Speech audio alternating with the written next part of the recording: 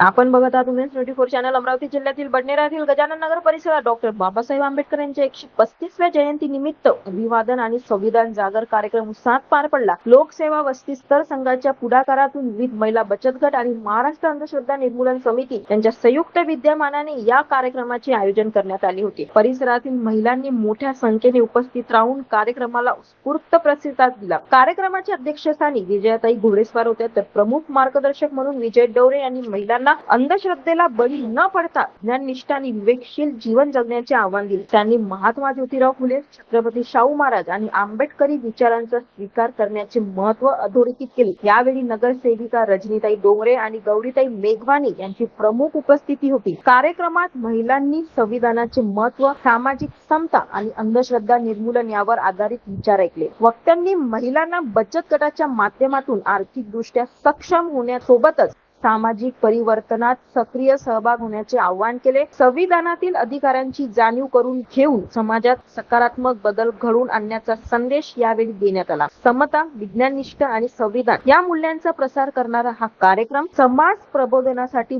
महत्त्वपूर्ण ठरला. अशाच नवनवीन घडामोडीसाठी सबस्क्राईब करा उमेश 24 चॅनल.